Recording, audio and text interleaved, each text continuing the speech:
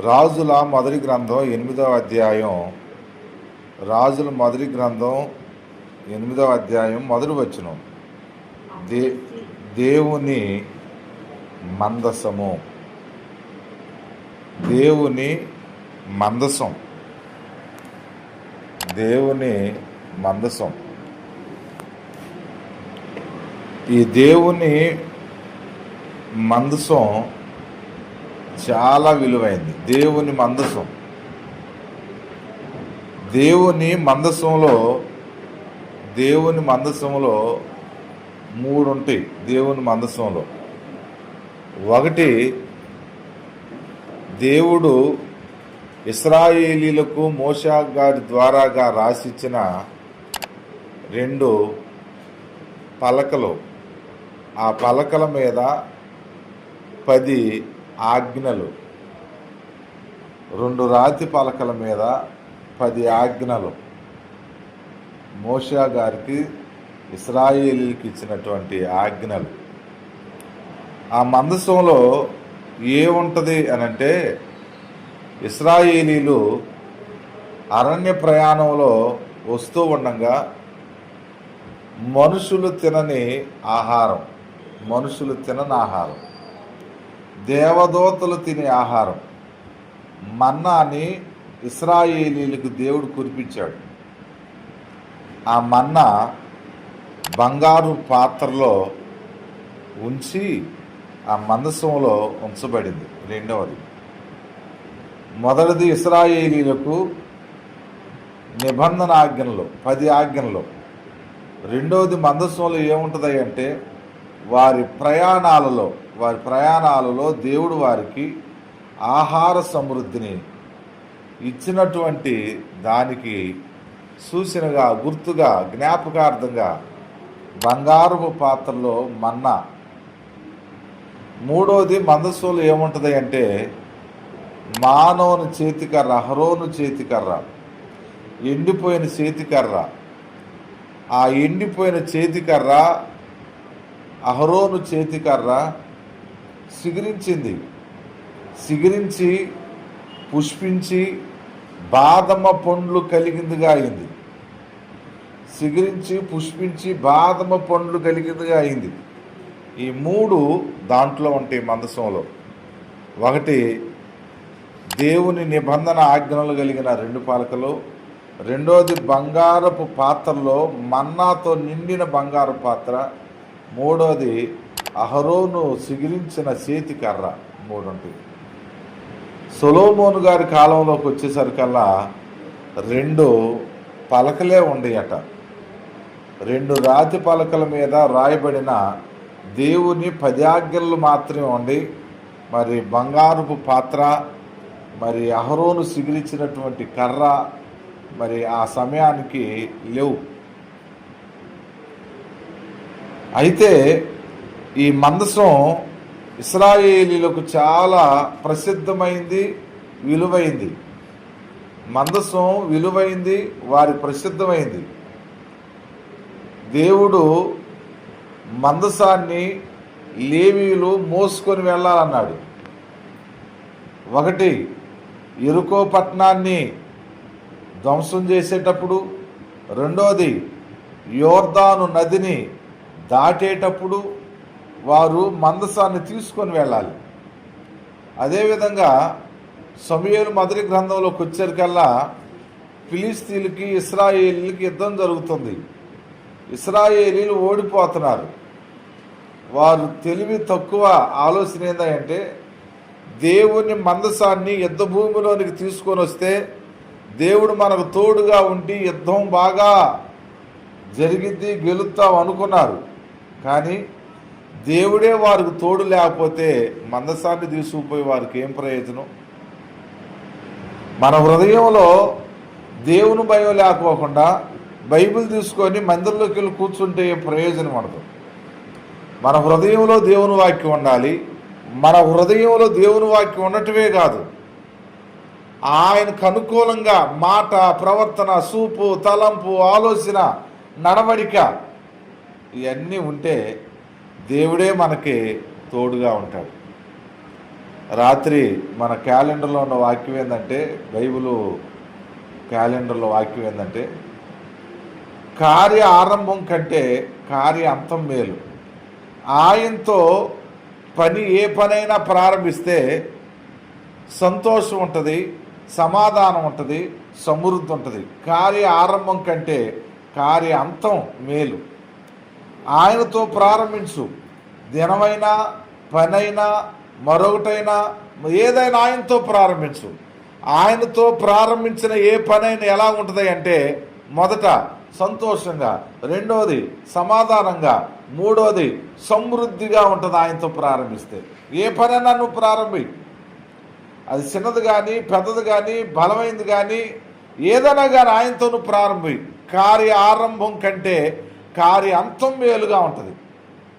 ఆయనతో ప్రారంభిస్తే కొనసాగింపు ఎలా ఉంటుందంటే, ఆయనతో ప్రారంభిస్తే, యేసయ్యతో ప్రారంభిస్తే, దేవుని వాక్యాన్ని పనివేసుకొని ప్రారంభిస్తే కొనసాగింపు ఎలా ఉంటుందంటే సంతోషం, కొనసాగింపు ఎలా ఉంటుందంటే సమాధానం, కొనసాగింపు ఎలా ఉంటుందంటే సమృద్ధివంతంగా కనపడింది. ఆయనతో ప్రారంభిస్తే, ఆయనతో ప్రారంభించాలి. అందుకనే దేవుని మందసం మొదట, ఈ మందసాన్ని పైకి తీసుకొచ్చేసారు, దేవుని యొక్క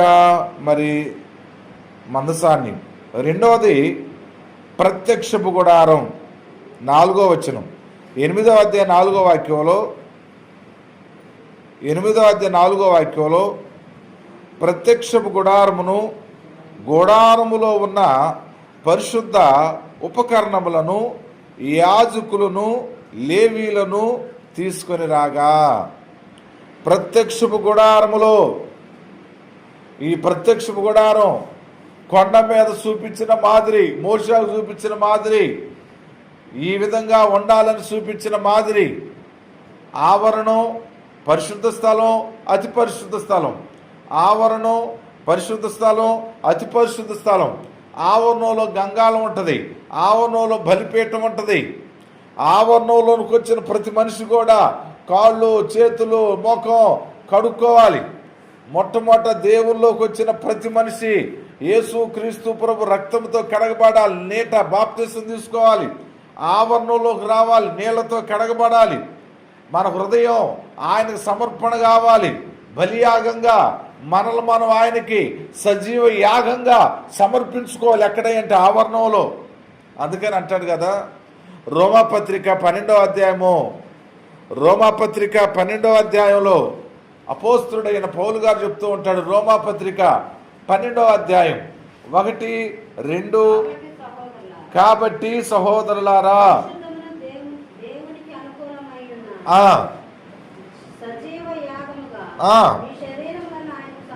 మీ శరీరములను ఆయనకి సమర్పించుకోనండి.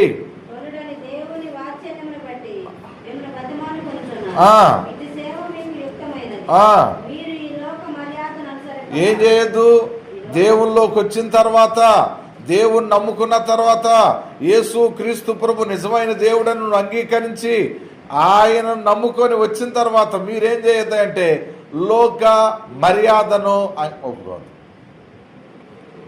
చదవమ్మ ఒకసారి. లోక మర్యాదని అనుసరించొద్దు. ఉత్తమమును అనుకూలమును, అవత్తమమును అనుకూలమును, దేవుని సొత్తు అయిన మనం ఉత్తమమును అనుకూలమును, చదవమ్మ ఒకసారి. ఉత్తమమును అనుకూలమును సంపూర్ణమయ్యున్న దేవుని చిత్తమేదో పరీక్షించి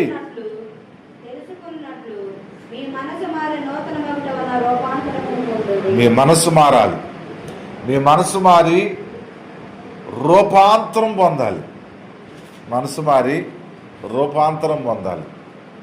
నిజమయ్యా. యోహాను గారు ప్రకటన చేసింది ఏంటంటే, మారు మనసుకు తగిన ఫలాలు మీరు ఫలించండి. యేసుక్రీస్తు ప్రభు వారు ప్రకటించింది ఏంటంటే, ఆయన రాజ్యము సమీపించి ఉన్నది, మారు మనసు పొందండి. అపోస్తులు ప్రకటించింది ఏంటంటే, ఆయన మరలా తిరిగి త్వరగా రాబోతున్నాడు, మీరు మారు మనసు పొందండి. ఇట్టి క్రియలను నిర్జీవ క్రియలను, లోకానికి సంబంధించిన వాటిని విసర్జించండి, వాటిని విడిచిపెట్టండి, వాటికి దూరంగా ఉండండి. అందుకని ఆవరణంలో గంగాళం ఉంటుంది, ఆవరణంలో బలిపీఠం ఉంటుంది. మనల్ని మనం సమర్పించుకోవాల్సింది అది. ఎవరు బలవంతం చేయవసరంలా, ఎవరు బలవంత పెట్టవసరంలా. సమర్పణ. పరిశుద్ధ స్థలం, అతి పరిశుద్ధ స్థలం. పరిశుద్ధ స్థలంలో ఏముండాలో, అతి పరిశుద్ధ స్థలంలో ఏముండాలో ఇదిగో ప్రత్యక్షపు గుడారంలో తెలియజేయబడుతుంది. రెండవది. మూడవది 8వ అధ్యాయం 11వ వాక్యం. 8వ అధ్యాయం 11వ వాక్యం. యెహోవా తేజో మహిమ. యెహోవా తేజో మహిమ. ఆయన మహిమా స్వరూపి. ఆయన మహిమా స్వరూపి. ఆయన యేసుక్రీస్తు ప్రభు ప్రేమ స్వరూపి. యేసుక్రీస్తు ప్రభు సత్య స్వరూపుడు. ఆయన ఎవరయ్యా? మహిమా స్వరూపుడు. అందుకని అంటాడు కదా యోహాను సువార్తలో, నాకు నీ యొద్ద ఉన్నప్పుడు ఏ మహిమ ఉందో ఆ మహిమనే నాకు నువ్వేం చేయి, చూపించు. మహిమపరచు దేవుణ్ణి. మహిమ ఏ విధంగా ఆయన మహిమపరచాలి? మన యొక్క ప్రతి విషయంలో ఆయన మహిమపరిచే విధంగా ఉండాలి. ప్రతి విషయంలో ఆయన మహిమపరిచే విధంగా. హేరోదు రాజవస్త్రాలు ధరించి పీఠం మీద కూర్చొని మాట్లాడుతున్నాడు. ప్రజలందరూ ఇది దైవస్వరమే కానీ మానవ స్వరం కాదని ఆయన పొగిడారు. హేరోదు దేవుణ్ణి మహిమ పరసనందున పురుగులు పడి చనిపోయాడు. హేరోదు దేవుణ్ణి మహిమపరచనందున ఇది దైవస్వరమే కానీ మానవ స్వరం కాదని ప్రజలు పొగిడారు హేరోదుని. ఇది దైవస్వరమే కానీ మానవ స్వరం కాదని. మానవుడు హేరోదు ఎందుకు దేవుని స్వరంలా మాట్లాడగలుగుతాడు? దేవుని మహిమపరచనందున హేరోదు పురుగులు పడి చనిపోయాడు. దేవుని మహిమపరచు. నీకు ఇచ్చిన దాన్ని బట్టి, అవకాశాన్ని బట్టి, ఆరోగ్యాన్ని బట్టి, సమయాన్ని బట్టి, తిన్న ఆహారాన్ని బట్టి, ప్రతి దాన్ని బట్టి కూడా దేవునికి నువ్వేం చేయంటే కృతజ్ఞతాస్తుతులు చెల్లించు. తెల్లారు లేచిన తర్వాత లోపల నుంచి పులితేపుల్లాగా రాత్రి తిన్న అన్నం అరుగుదల అవలేదని నీకు తెలియజేస్తుంది. అంటే అరగలేదు, కానీ రాత్రి తిన్న ఆహారం అరుగుదల అయ్యి ఆరోగ్యంగా ఉండావంటే కేవలం ఇది దేవుని మహా ఉచితమైన కృప. అందుకని దేవుడు నువ్వేం చేయి, మహింపరచు.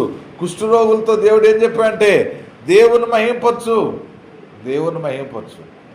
మహిమ కాబట్టి యెహోవా తేజో మహిమ యెహోవా మందిరములో నిండుకొనగా ఆ మేఘమున్న హేతువు చేత యాజకులు సేవ చేయుటకు నిలవలేకపోయిరి. దేవుని మందిరంలోనికి మరి వస్తున్నప్పుడు ఆయన మహిమను నువ్వు కనుగొనాలి. దేవుని మహిమను కనుగొనాలి. ఒక దైవజనుడు ఆరాధన స్థలానికి వెళ్ళేసరికి సమయం అయిపోయిందంట. తెలియదు ఆయనకు ఆరాధన ఈ సమయం అని. ఆయన దైవజనుడు అవక మునుపు ఆరాధనకి వెళ్ళటానికి ముందు ఏదో సమయం తెలియదు.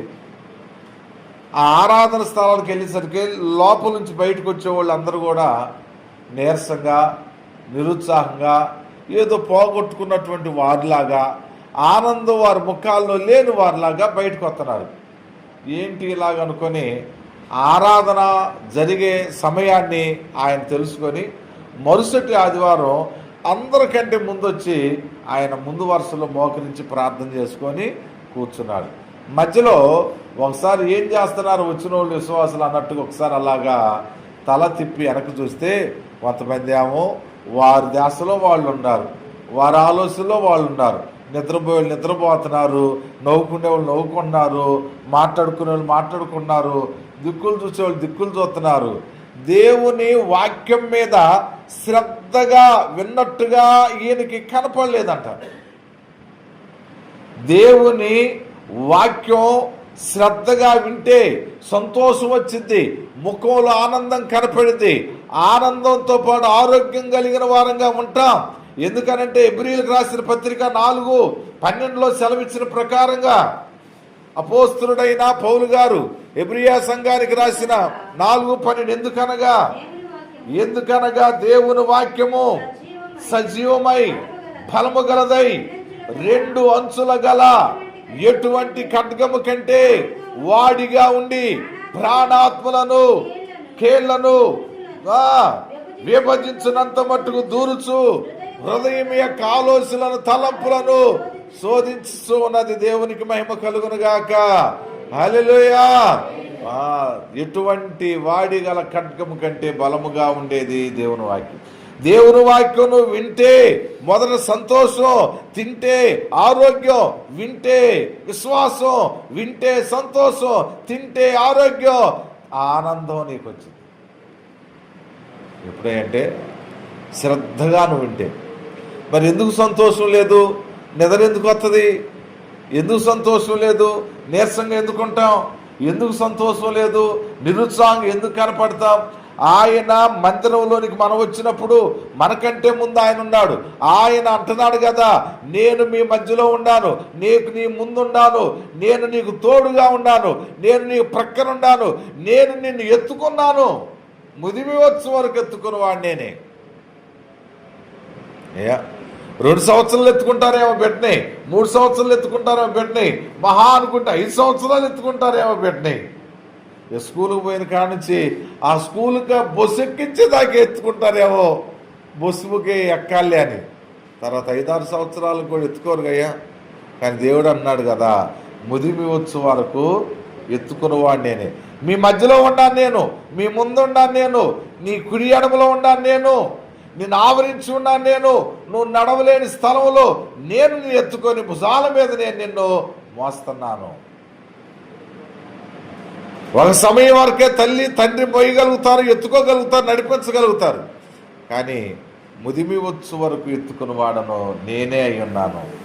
తల్లి అయిన మరచునేమో నేను నిన్ను మరువను, చూడుము నా అరచేతులలో నిన్ను చెక్కి ఉన్నాను. హల్లెలూయా. వాళ్ళైనా మరుతురేమో కానీ నేను అసలు నేను మరవనే. ఆ తేజో మహిమ ఉన్నటువంటి మందిరంలోనికి నువ్వు వచ్చిన తర్వాత వినకపోతే ఎలాగా? నిద్రపోయే మనసు వస్తే ఎలాగా? అలసట కలిగిన ప్రాణం కలిగిన వ్యక్తిగా ఉంటే ఎలాగా? ఆయన మహిమకి యాజకులు సేవ చేయలేక నిలవలేకపోయారంట. దేవుని మందిరం ఇది. నేను మధ్యాహ్నం బాగా అలసటగా ఉంది, ప్రాణం బాగా అలసటగా ఉంది. అదంతా చేసి వచ్చేసరికి అలసటగా ఉంది.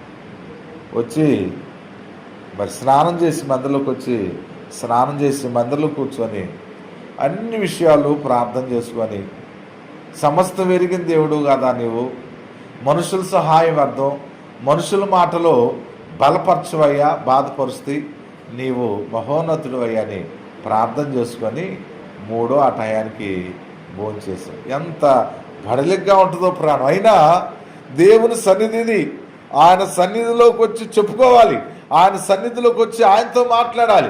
ఈ విధంగా ఉంది, ఈ విధంగా ఉంది, ఈ విధంగా ఉంది అన్నీ ఎరిగిన ఆయన, నేను కూడా ఆయనతో ఒక మాట చెప్తే మరి బాగుండు కదా. ప్రార్థన చేసుకోవాలి.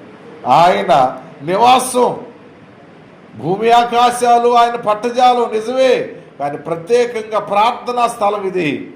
ఆ స్థలంలో ఆయన యొక్క మరి సన్నిధి ఉంది కాబట్టి ప్రతి విషయం, అయ్యా ఇలా ఉంది ప్రభా, ఇలా ఉంది నాయన, నువ్వు దర్శించు నాయన, బలపరచు ప్రభా, ప్రతి విషయం ఆయనతో చెప్పుకొని మన పనులు మనం ముగించుకోవాలి. 3వది ఆయన ఉండేటువంటి స్థలం తేజో మహిమ. ఆయన మహిమ కలిగిన దేవుడు, మహిమ కలిగిన దేవుడు, మహిమా స్వరూపి ఆయన, మహిమా స్వరూపి ఆయన. ఈ మహిమను గురించి 4-5 భాగాలు నీకు వివరించగలుగుతాను, కానీ మనకి చిన్న సమయమేగా. మనకి మందసం గురించి 3 భాగాలు, ప్రత్యక్షపు గుడారం గురించి 3 భాగాలు, దేవుని మహిమ, ఎందుకు మహిమ, ఎలా మహిమ, ఎవరికి మహిమ, ఏ విధంగా ఉంది మహిమ. ఆయన తేజో మహిమలో, అమరత్వంలో, సమీపించరాని తేజస్సులో నివసించే దేవుడు ఆయన. ఆయన మహిమా స్వరూపి అయ్యండి, ఆయన మహిమానిత్వం కలిగిన దేవుడు అయ్యండి మానవుడిగా మన మధ్యలోకి వచ్చాడు. మానవుడిగా మన మధ్యలోకి వచ్చాడు. ఆయన తేజో మహిమకి యాజకులు ఏం చేయలేకపోయారంటే నిలవలేకపోయారు. నాలుగోది 13వ వాక్యం. సొలొమోను దానిని చూసి గాఢాంధకారము నివాసము చేయుదునని యెహోవా సెలవిచ్చి ఉన్నాడు. నీవు నివాసము చేయుటకు నేను మందిరమును కట్టించి ఉన్నాను. సదాకాలం అందులో నీవు నివసించుటకై నేను ఒక స్థలము ఏర్పరిచి ఉన్నానని చెప్పి, దేవుడు నివాసము చేయుటకు నేను మందిరమును కట్టించి ఉన్నాను. దేవుడు నివాసం ఇక్కడ చేయడు. భూమి మీద ఆయన నివాసం ఉండడు. అపోస్తుడైన పౌలు గారు ఏమని చెప్తున్నాడో చూడండి. అపోస్తుల కార్యాలు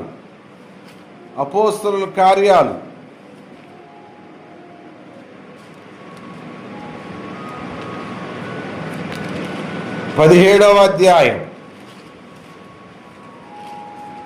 అపోస్తుల కార్యాలు 17వ అధ్యాయం 24, 25.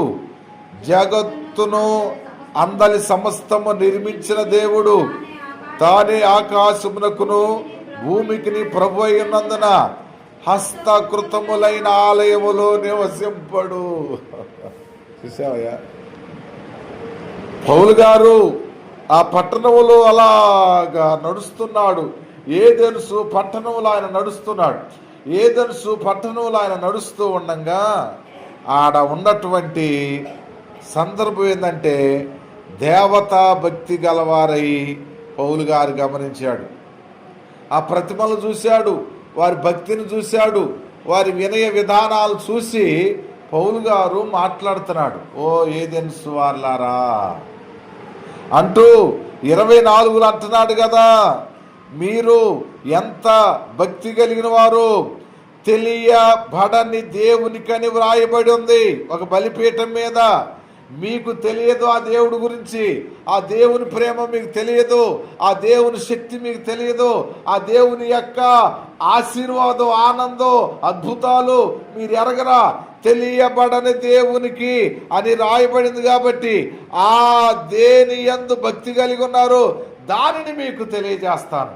ఆ దేవుడు ఎవరో, ఆ దేవుని గొప్పతనం ఏంటో, ఆ దేవుడు ఎందుకు ఈ లోకానికి వచ్చి సర్వమానవాళి పాప పరిహారార్థ నిమిత్తమై ఆయన అమూల్యమైన రక్తాన్ని కార్చాడు.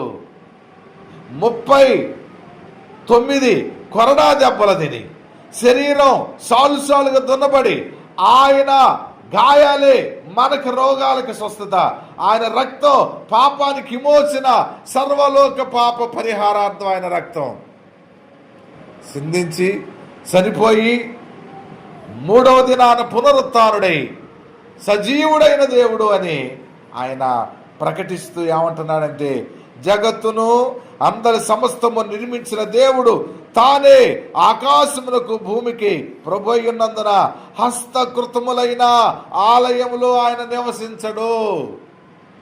సొలొమోను గారు పాత నిబంధనలో నీవు నివాసం చేయటానికి ఒక మందిరాన్ని, దేవాలయాన్ని కట్టించానయ్యా.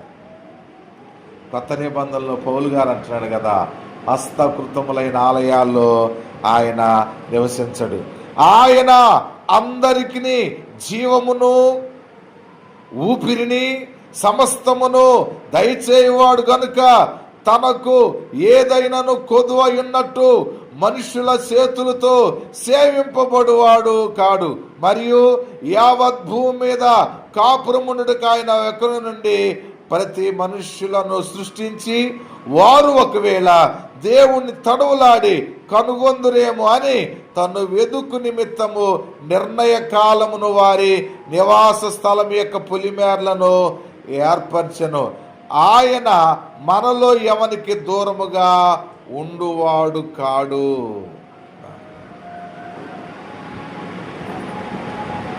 పరిశుద్ధ స్థలములోనికి నువ్వు వచ్చిన తర్వాత నీవు నేను ఆయన్ని మహింపరిచే విధంగా దేవాలయము యేసుక్రీస్తు ప్రభునే చూపిస్తుంది.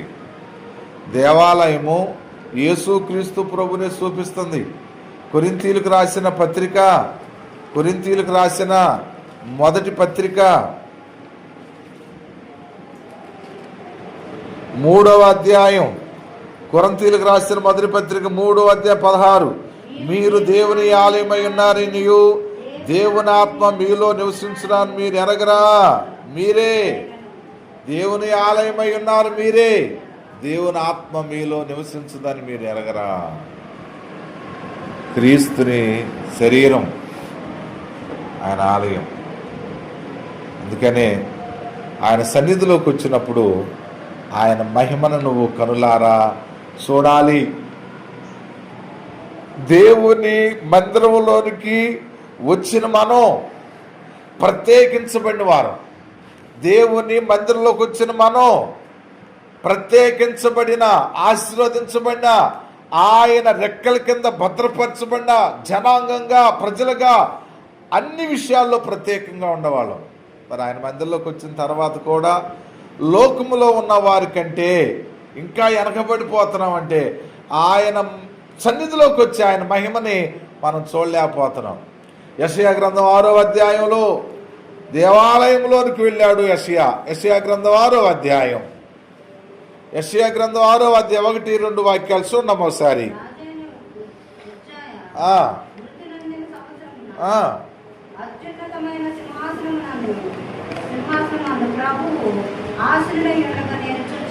ఎక్కడమ్మా? అత్యున్నతమైన సింహాసనమునందు నేను చూశాను. మనం ఆయన్ని చూడగలుగుతున్నామా? నేను ఆయన చూశాను. ఆయన వాక్యమైన దేవుడు శరీరధారిగా, కృపా సత్య సంపూర్ణుడుగా మన మధ్యలోకి వచ్చిన దేవుణ్ణి చూడగలుగుతున్నామా? చూస్తున్నామే గాని కనులు ఆయన్ని గ్రహించలేని, చెవులు గ్రహించలేని, హృదయం వినలేని విధంగా ఉంటుంది. ఆయన నేను కనులారా చూసినప్పుడు యెషయా అతని స్థితి ఏంటో అతనికి అర్థమైంది. అయ్యో, నేను అపవిత్రమైన పెదవులు కలిగిన వాడినయ్యా, అపవిత్రమైన పెదవులు గల జనుల మధ్య నివాసం చేస్తున్నాను ప్రభువా. దేవుని చూడగానే, దేవుని మందిరంలో ఉన్న మహిమను చూడగానే తన స్థితి, తన పరిస్థితి, తన ప్రభావం అతనికి అర్థమైపోయింది. దేవుని మందిరంలోకి వచ్చిన తర్వాత అహంకారంగా ఉంటున్నావా? గర్వంగా ఉంటున్నావా? అవివేకంగా ఉంటున్నావా? వివేకం కలిగి, విరిగి నలిగిన హృదయం కలిగిన వారంగా మనం ఉంటున్నామా? ఆయన మహిమను చూసావా? నా స్థితి ఏంటో నాకు తెలిసిపోద్ది, నీ స్థితి ఏంటో నీకు తెలిసిపోద్ది. పశ్చాత్తాపం నీకు రానే వచ్చేస్తుంది. యేసుక్రీస్తు ప్రభువారు పరిసేని ఇంట భోజనానికి కూర్చున్నాడు. యేసుక్రీస్తు ప్రభువారు పరిసేని ఇంట భోజనానికి కూర్చున్నాడు. యేసు ప్రభు పిల్లల, ఆయన శిష్యుల పిల్లల, పరిసేయుడి పిల్లల, పరిసేయుడి ఇంట్లో పనివాళ్ళు పిలవరా పాపాత్మురాలైన స్త్రీని? మరి పిలిచినట్టుగా ఏమి లేదు అక్కడ. కానీ ఆమె యేసుక్రీస్తు ప్రభు వెనక తట్టు పాదాలు చూసి కన్నీళ్లతో ఆయన పాదాలు కడిగింది. ఆయన పాదాలు చూసింది. భోజనానికి యేసు ప్రభు కూర్చొని ఉన్నాడు. ఆయన పాదాలను చూసి కన్నీళ్లతో పాదాలు కడిగింది. ఎందుకో తెలుసా? నీవు ఆయన చూస్తే హృదయం కదిలిపోద్దంతే. నీవు ఆయన చూస్తే అసలు మనమేంటో, మన స్థితి ఏంటో, మన గతి ఏంటో, మన బతికేంటో, మనం ఏ విధంగా కాపాడబడుతున్నామో, ఆయన మనల్ని ఏ విధంగా రక్షించి, క్షమించి, కృప చూపించి మనల్ని ప్రేమిస్తున్నాడో అర్థమైపోతుంది. కన్నీళ్లతో ఆయన పాదాలు కడిగి తల వెంట్రుకలతో ఆయన పాదాలు తుడిసింది. ఈరోజు మన జీవితంలో ఆయన నివాసానికి మనం వస్తున్నాం. ఆయన ఉండే స్థలానికి మనం వస్తున్నాం. ఎక్కడైతే 2-3 ఉంటారో, అది చెట్టు కింద అయినా, ఇలాంటి మందిరం అయినా, రోడ్డు మీద అయినా, ఆయన పిల్లలు ఎక్కడైతే ఉంటారో వారి మధ్యలో నేను ఉంటానన్నాడు. ఆయన ఏడుంటాడో ఆయన సన్నిధి ఆడుంటుంది. ఆయన సన్నిధిలోకి, ఆయన నివాసంలోకి వచ్చిన మనం ఆయన చూసేవారంగా ఉండాలి. ఆయన వాక్యాన్ని వినటానికి సిద్ధపడే వారంగా, సిద్ధ మనస్సు కలిగిన వారంగా ఉండాలి. దేవుని మాటలు మన హృదయ వెనుకిడిలో దీవించునుగాక. ఆమేన్.